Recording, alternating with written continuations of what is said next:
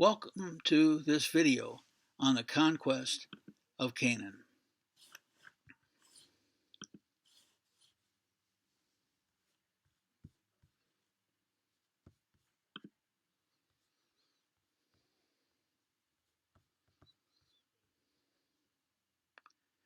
The Conquest of Canaan. The Conquest of Canaan. Welcome to this video on the Conquest of Canaan. This presentation is part of a free online conference on archaeology sponsored by Safeless, a publisher of religious books and Bibles. This online conference is an introduction to Safeless's new archaeological Bible. Since the Bible is the most widely published and read book in the world, many people consider themselves familiar with the Bible's content. So the question is, how can archaeology enhance the reading of the Bible? At the same time, millions of people admire and read about archaeology as it relates to the Bible. So they are looking for ways of bringing the archaeology of the Near East to the Bible. Safeless's new archaeological Bible is an answer to both needs. On the other hand, what many readers do not realize is that there are challenges in interpreting both the Bible and archaeology, especially when attempting to combine these two disciplines. Consider both the Bible and archaeology. Understanding the Bible. First, many Bible readers read the Bible as a history book. In reality, the Bible is not a history book. It is a redemptive history book. By a redemptive history book, let me illustrate. First, from the life of Abram. Abram is introduced in Genesis 12 when he is said to be 75 years old. Then, according to Genesis 25:7, Abram, now renamed Abraham, dies at the age of 175 years. In other words, Abram lived 100 years of biblical history.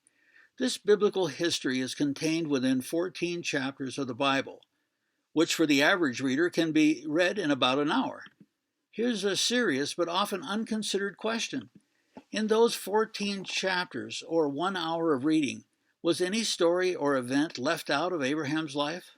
100 years of life, and you can read it all in an hour? Obviously, most everything was left out. Many may question and worry about what was left out, but for the reader, the question should be, what was included?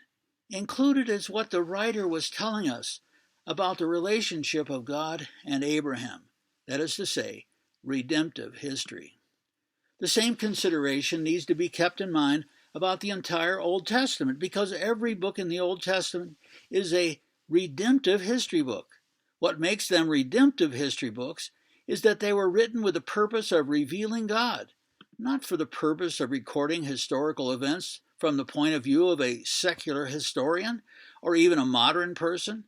As it is, not only were the biblical books written with a purpose, all writing is written from a point of view, even those who pretend to be unbiased. All writing is written with a purpose. The books of the Old Testament were written from the purpose of revealing God, that is to say, Yahweh, the God of the Israelites. This fundamental truth should always be carefully considered when reading the Bible. I would say that this truth should even be more carefully considered, especially when it comes to the book of Joshua. Basically, because so often the book of Joshua is labeled the Conquest of Canaan without considering what the book of Joshua tells us about God.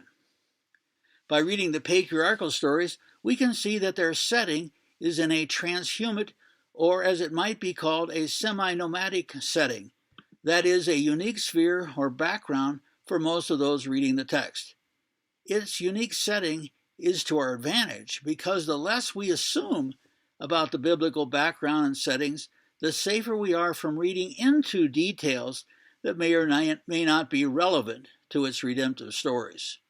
A simple example can be seen by observing the clothes, culture, and Bible stories through the lens of medieval paintings, where some characters, including Jesus himself, look like they have stepped right out of the Middle Ages, halo and all. I emphasized above, especially the Conquest of Canaan, because the more he or she thinks they know about the book of Joshua, the more they need to be careful about reading modern and/or Western ideas into the biblical accounts. This concern is serious because I believe archaeologists of past generations were looking for Sunday school pictures of cities, kings, kingdoms, and battles, when those ideas were far from the purposes of those who were recording the redemptive record. Let me share with you a biblical example from Deuteronomy. Moses prepared the Israelites for their conquest of Canaan by saying, "I will send my terror ahead of you and throw into confusion all the people among whom you come, and I will make all of your enemies turn their backs to you. I will send hornets ahead of you so that they will drive out the Hivites, the Canaanites, and the Hittites before you.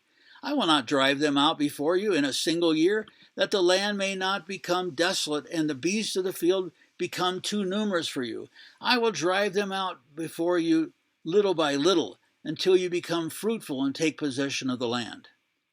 At the end of the book of Joshua, or as some have concluded, at the end of the Canaanite conquest, Joshua says, "You crossed the Jordan and came to Jericho, and the citizens of Jericho fought against you, and the Amorite, and the Perizzite, and the Canaanite, and the Hittite, and the Girgashites, and the Hivite, and the Jebusites.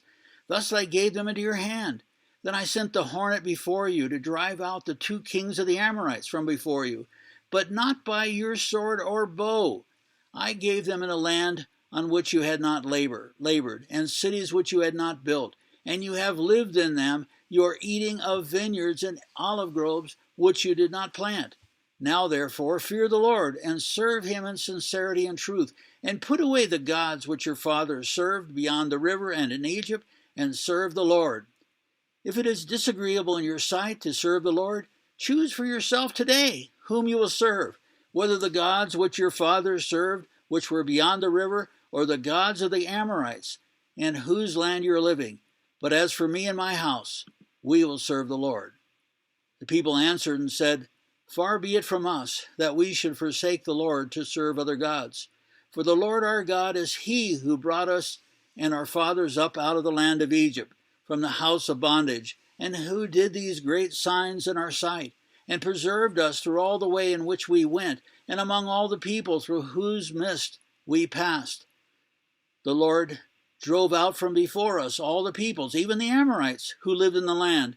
We also will serve the Lord, for he is our God." What I want to point out is that before the Israelites came into Canaan, and at the end of the book of Joshua, in whatever manner the Israelites gained control of Canaan, according to their written record, it happened because of the hand of God. Saying it again, according to the Lord, that is, his promise and Joshua's claim that the Israelites did not gain Canaan by the Israelites because the Israelites were fanatical conquering heroes. Thus, when we read the book of Joshua, which many people conclude is the history of the conquest of Canaan, we should be looking for the hornets, that is to say, the miracles of God, not evidence of the fighting abilities of the Israelites. The eminent Egyptian scholar Kenneth Kitchen reads the Bible well. He writes, "The book of Joshua does not describe a total Hebrew conquest and occupation of Canaan, real or imaginary. Read straight, its narratives describe an entry from over the Jordan, full destruction of 2 minor sinners, Jericho and Ai, burned, then the defeat of local kings and raids through South Canaan. Towns are attacked, taken and damaged, kings and subjects killed, and then left behind, not held on to. The same in North Canaan. Strategic Hazor is fully destroyed, but no others. Israel stayed based in Gilgal, then took over an island strip from there up to Shechem and Tirzah. These preliminary successes were celebrated with war rhetoric appropriate to the time, which should not be twisted to mean what it does not. Joshua made allocations not taken up while he was yet living.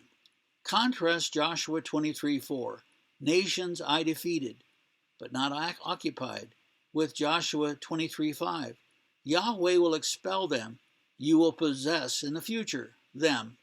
explicitly said in Judges 2:22 to 23 in the reliability of the Old Testament, pages 234 to 235.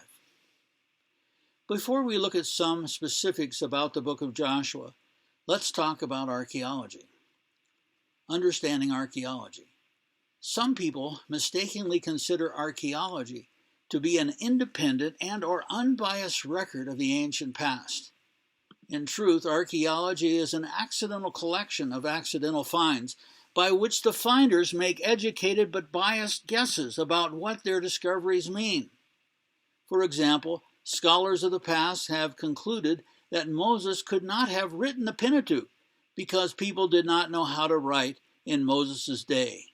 They have lamented the ignorance or perhaps the imagination of the biblical editors for making up whole people groups, like the Hittites and the Philistines. Past scholars were profoundly amazed at the book of Daniel's use of Greek instruments, since the Greeks did not come into prominence until centuries after the stories of the book of Daniel. Not to mention how the book of Daniel's imaginary king Belshazzar was one more evidence of its unhistoricalness, to invent a word, because Greek and Persian writers did not mention a Babylonian king Belshazzar, which was important evidence of his lack of existence. The problem was, when scholars began to excavate in the Near East, many with the intent to support the stories of the Bible, they found some astounding finds. Monuments like the Israel Stele, which provided the first mention of Israel outside the Bible, and the Moabite stone, which gave some details about the struggle between the Moabite king Mesha and Ahab, mentioned in the Bible, 2 Kings 3:4 and following. And of course, as time progressed and more archaeological evidence was accumulated, archaeological evidences of the Hittites and the Philistines were discovered. The Greeks were found living in Babylonia and other areas long before their conquest of Mesopotamia, and even Belshazzar rose from dusty Babylonian cuneiform tablets. As Daugherty says, cuneiform records have demonstrated conclusively that Nabonidus and Belshazzar functioned as two rulers during most of the former's reign, and there is no positive evidence that this political arrangement did not last until the final days of the Neo-Babylonian Empire. That the account in Daniel takes cognizance of this, although not mentioning Nabonidus, may be regarded as including a true historical basis for the narrative.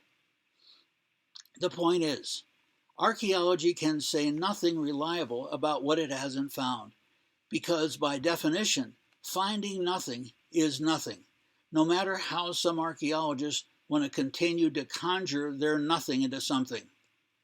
Fortunately, many have simply and grudgingly recognized those finds, but continue to struggle to support or deny the veracity of the Bible with conjecture based on nothing but theories as their evidence. It does seem embarrassing that archaeology has not provided any evidence of King Solomon, and according to the Bible, his expansive kingdom. But as I just stated, finding nothing is not the same as finding something. Well, some have deduced that since nothing so far has been found mentioning Solomon, it means that he didn't exist. That same conclusion was a surety 25 years ago about King David. King David was likewise archaeologically unknown until the 1993 discovery of the Tel Dan inscription. Of course, many Sunday school teachers would have liked to have found a stone or two from David's sling and his encounter with Goliath. But as it is, the Tel Dan in Scripture didn't even mention King David by name, or even the name of his relative. Similar issues arise from the Mesha stele, because Mesha, not surprisingly, mentions his own successes in fighting the Israelites, not those points made by the Bible's redemptive history. Of course, a firestorm erupted when the Tel Dan inscription was discovered. From claims of forgery to the invention of a new place called Daoud, rang out. Why?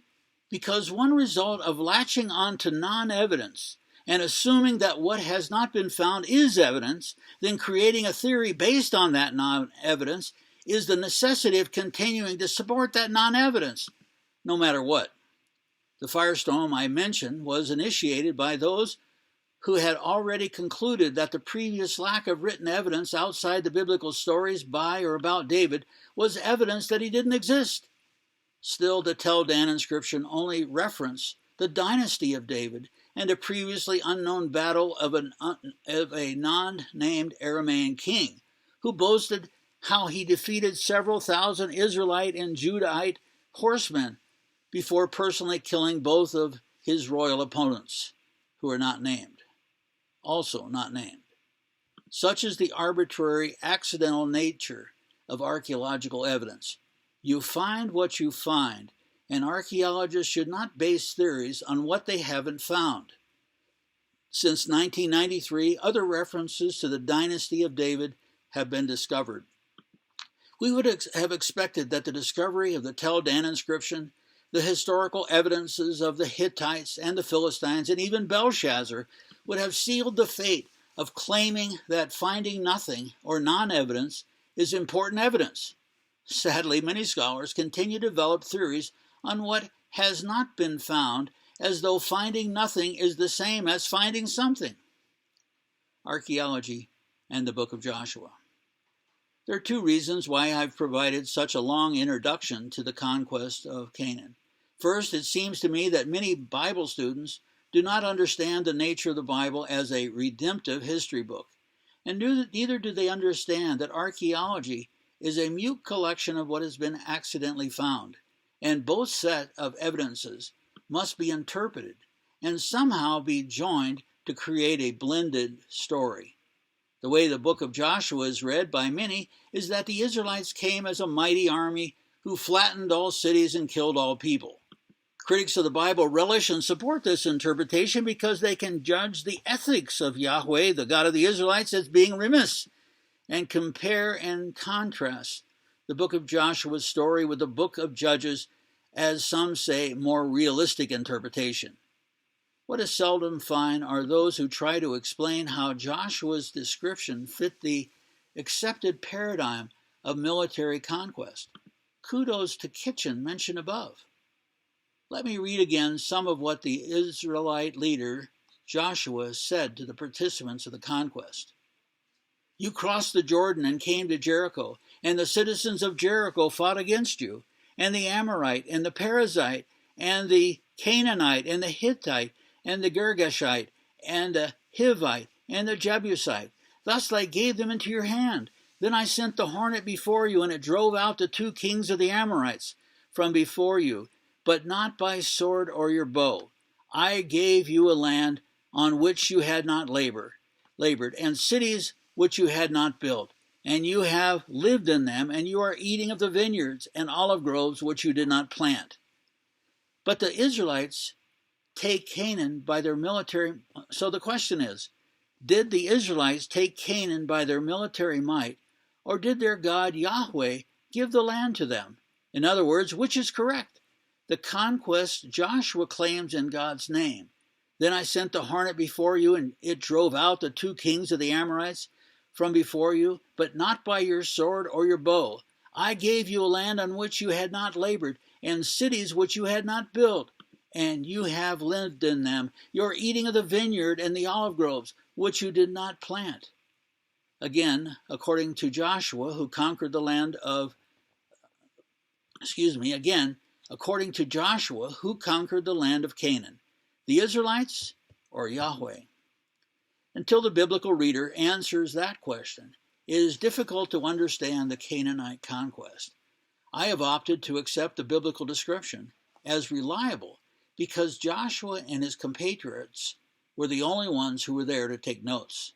I don't believe those who recorded the events of the Pentateuch were ignorant writers, editors. Rather, they were attempting to write redemptive history, seeing events as the acts of God. The question is, do we interpret those events by our expectations or their words? Interpreters of the book of Joshua face a dilemma in understanding the Canaanite conquest as conquest. This dilemma is created by the claims of the biblical writers that say, when you enter the land of Canaan, which I give you for possession, Leviticus 14:34. In other words, did the Israelites gain the land by fighting for it, or did Yahweh give Canaan to them, as it says 10 times? Again, even in the introduction to the book of Joshua, God claims, Moses, my servant, is dead. Now therefore arise, cross this Jordan, you and all this people, to the land which I am giving to them, to the sons of Israel. A major difficulty faced in interpreting the book of Joshua is the limited specificity it provides. The confirmation stories and the destruction of Heshbon and Bashan. The conquest stories are found in 5 confirmation stories. I call them confirmation stories because in these stories, readers can witness for themselves the evidences of God's faithfulness to his promise he made to the Israelites. 4 of these war stories are in the book of Joshua. Possessing the land began in Transjordan with the battles for Heshbon and Bashan, in which more than 30 verses provide few details. For example, nowhere in these battles for Heshbon and Bashan are any specifics provided. For example, we are not told how tall or wide their city walls were, or even if their cities had walls. For example, Israel took all of these cities, and Israel lived in all the cities of the Amorites, in Heshbon and in her villages. For Heshbon was the city of Sihon, king of the Amorites, who had fought against the former king of Moab, and had taken all of his land out of his hand as far as the Arnon. And Bashan. Then they turned and went up by the way of Bashan, and Og, the king of Bashan, went out with all of his people for battle at Edrei. But the Lord said to Moses, do not fear him, for I have given into your hand and all his people and his land, and you shall do to him as you did to Sihon, king of the Amorites, who lived at Heshbon. So they killed him and his sons and all of his people until there was no remnant left him, and they possessed his land.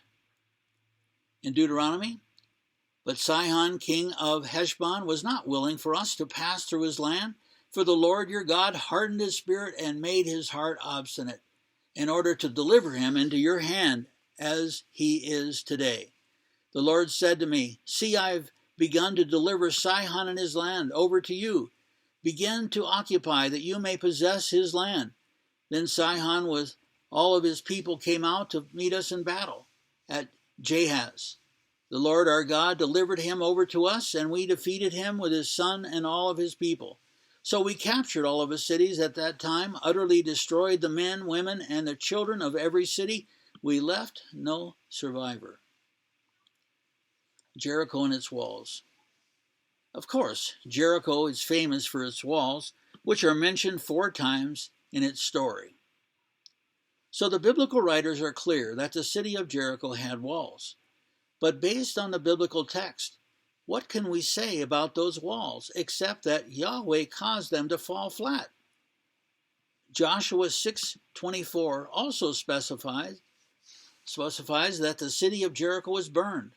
On the other hand, the book of Joshua doesn't tell us how high the walls of Jericho were or how wide. It is the Sunday school illustrations that give us the idea that Jericho was a gigantic city with massive walls. The only information provided in the Bible is that Jericho had walls and that God miraculously caused them to fall flat. That is the redemptive story. As it is, nothing in the biblical story of Jericho and its walls hint to their size. When we think of cities in contrast to towns, villages, and hamlets, we automatically think in terms of New York City, Chicago, Tokyo, and Frankfurt, etc. But cities in the Near East perspective are with limited seasonal rainfall and few other resources for water, mean that the settlements were generally measured by a few acres. Jerusalem, the largest city in Canaan, at its largest during the time of Jesus, was about 450 acres and had a population of about 80,000 citizens. As it is, ancient tells or tals at Arabic sites and tells at Israeli sites. Ancient ruins of the Near East cities were generally small, especially in Canaan, because their cities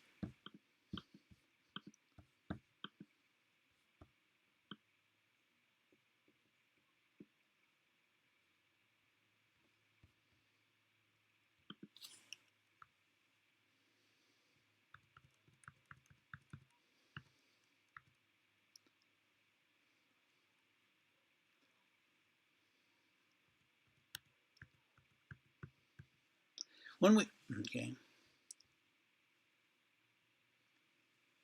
we think of cities in contrast to towns, villages, and hamlets, we automatically think in terms of New York City, Chicago, Tokyo, and Frankfurt. But cities in the Near Eastern perspective of limited seasonal rainfall and few other resources for water mean that settlements were generally measured by a few acres. Jerusalem, the largest city in Canaan, at its largest during the time of Jesus, was about 450 acres and had a population of about 80,000 citizens. As it is, ancient tells or tals at Arabic sites and tells at Israeli sites, that is to say, ancient ruins of the Near Eastern cities, were generally small, especially in Canaan, because their cities had limited resources. Kathleen Kenyon, the most accomplished archaeologist of her time, who dug at Jericho, noted long ago that she did find an ephemeral wall from the late Bronze Age at Tel Sultan, the site of Old Testament Jericho. She wrote, "Jericho therefore was destroyed in the late Bronze Age too. It is very possible that this destruction is truly remembered in the book of Joshua, although archaeology cannot provide the proof."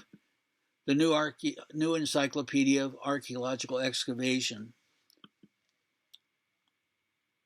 The problem is, looking at Sunday school pictures of Jericho in one hand and the archaeological finds in the other, the Bible is proclaimed wrong.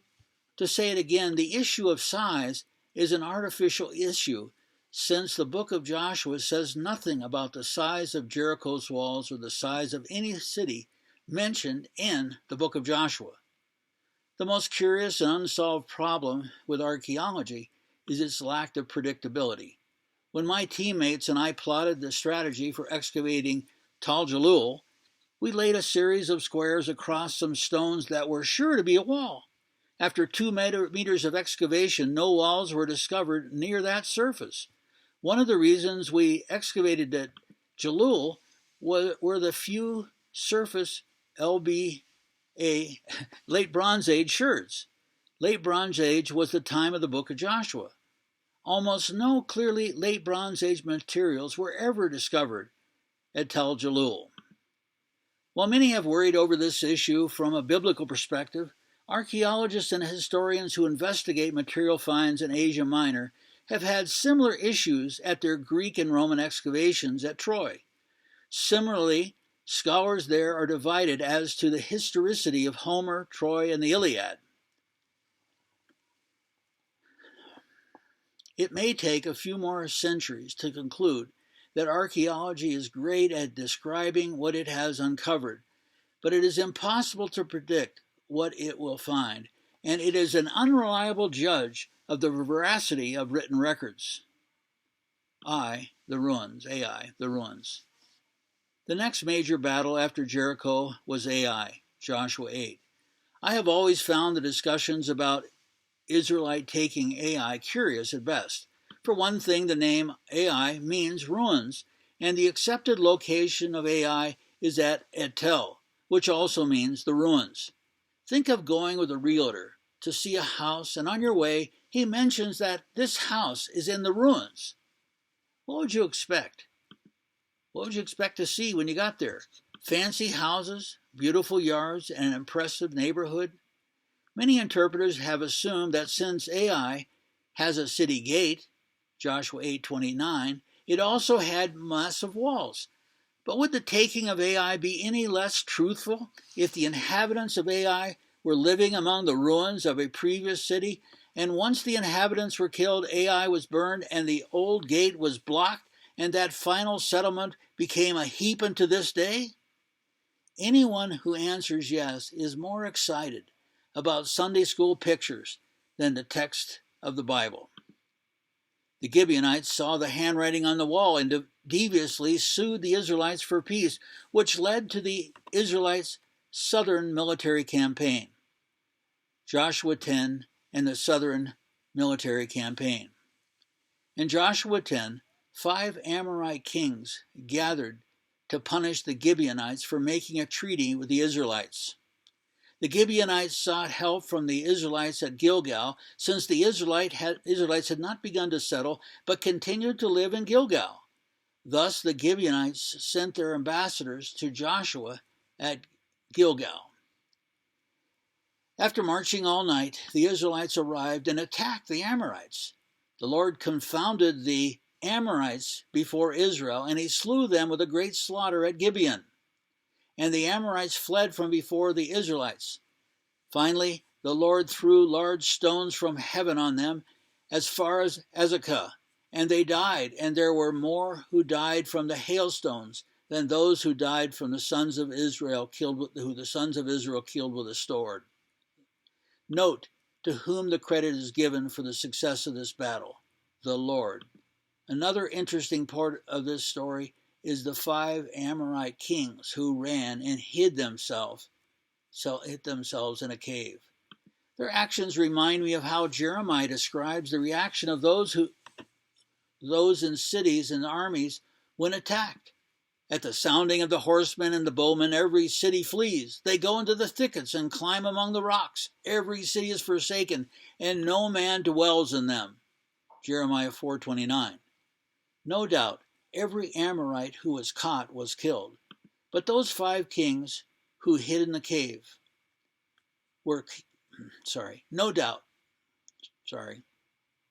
No doubt, every Amorite who was caught was killed, like those 5 kings who hid in the cave. But also, no doubt, many were not caught, and they eventually quietly slipped back into their homes and cities. That is why in the book of Judges, some cities need to be conquered more than once. For example, Hebron, as Joshua 10:36 and 37 and Judges 1:10 say. After Joshua and his army returned to Gilgal, the kings in northern Canaan put together their own army. Joshua 11 and the northern campaign. Like the coalition summoned by the king of Jerusalem, Jabin, the king of Hatzor, gathered an army. But again, Joshua and the Israelites surprised that army and won an astounding victory in which Hatzor was burned. It is now recognized that the Chicago fire of 1871 was probably not started by Catherine O'Leary and her cow. Scholars have deduced that this was a myth created to blame the lowest of citizens for this disaster. On the other hand, when archaeologists find evidence of fire or destructions in their archaeological excavations, they struggle to find those destruction layers On the other hand, when archaeologists find evidence of fire and destruction in their archaeological excavations, they struggle to attach those destruction layers to an historical event. I say struggle because they never find among the ruins a plaque that reads, "Joshua was here." In the same way, it is unlikely that you will ever find in an excavation report, "This fire was probably caused by Mrs. O'Leary and her cow." This is another way of saying, yes, destruction layers were found that have been associated with Joshua's battle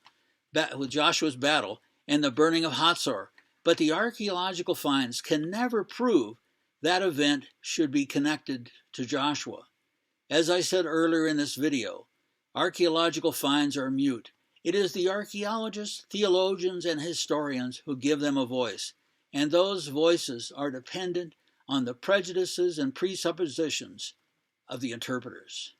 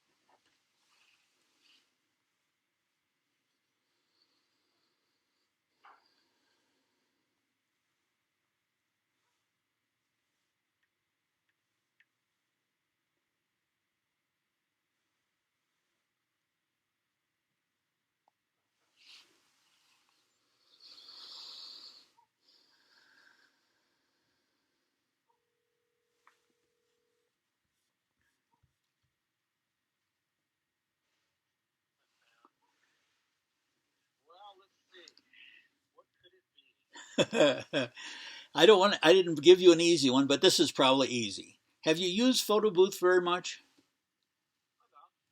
Okay, I have finished a 30-minute presentation. I want to save it.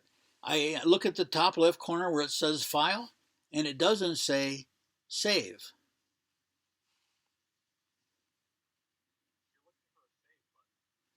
Well, that's what I'm asking you. How do I find that?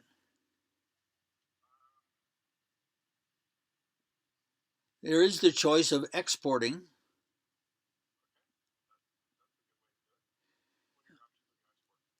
Okay, let's look down.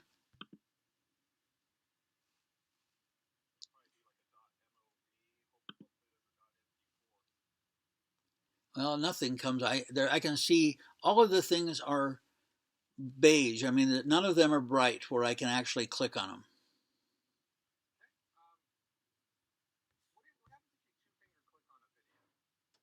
Just on the page, it's, oh, how do I do that? Because the video is stopped. Yep.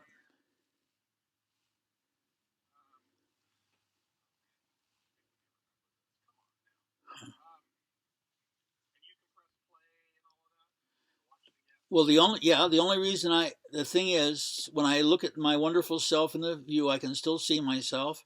Right in the middle is a square box, and on the far left it says 3501.